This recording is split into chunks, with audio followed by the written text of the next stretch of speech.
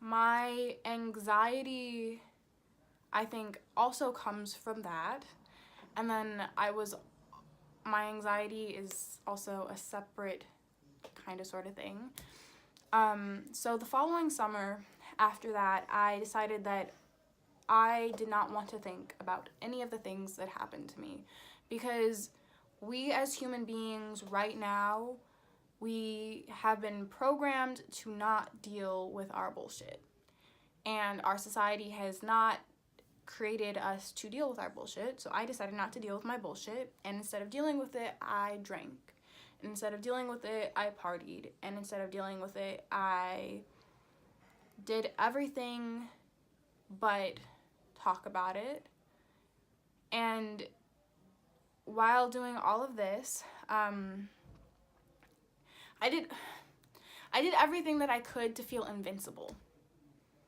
I lived my life on the edge because I wanted to feel invincible, because I did not feel invincible at that time. I felt like my life was very short and I wanted to live my life, which wasn't what I was doing. I was just doing stupid shit. And during that time, I wasn't being careful, I would say.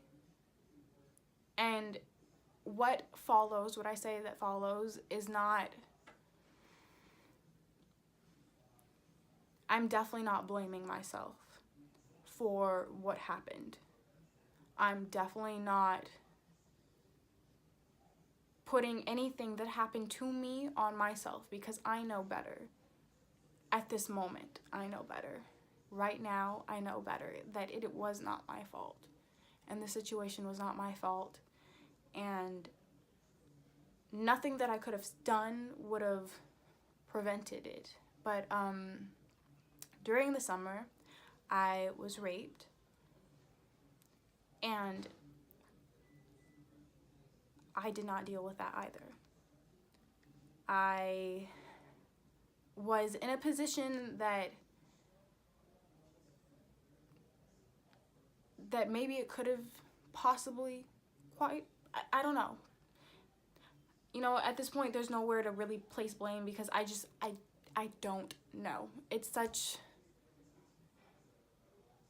a situation that I'm still at a point that I'm having a hard time claiming the words of I was raped.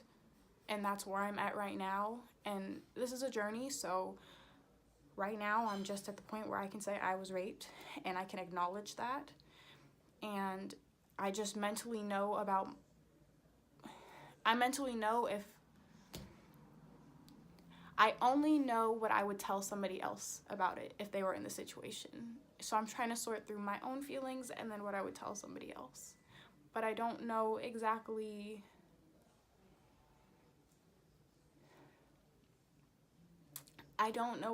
what my feelings on it are yet. And so I'm still trying to sort all of that out, because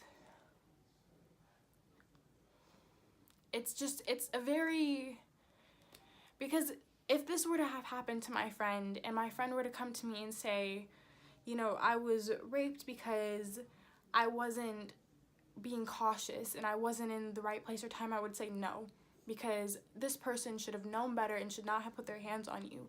But when you're in a position and it was you, and you feel like you could have prevented it, and you feel stupid because you feel like you could have stopped it, you feel like you could have done something to protect yourself, that is really hard. And I think that's what makes me anxious. That makes me anxious, and that makes me not trust people.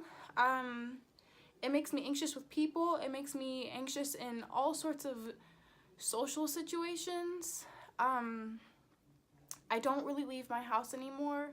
I work out, I come home, I work, and I do what I have to do to get to where I want to get.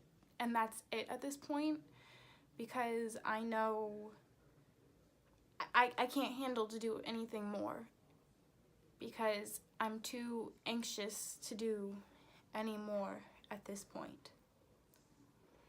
So that's where my anxiety comes from, and that's just about as much as I can tell you guys about my anxiety, because I am still figuring it out and it's still a journey.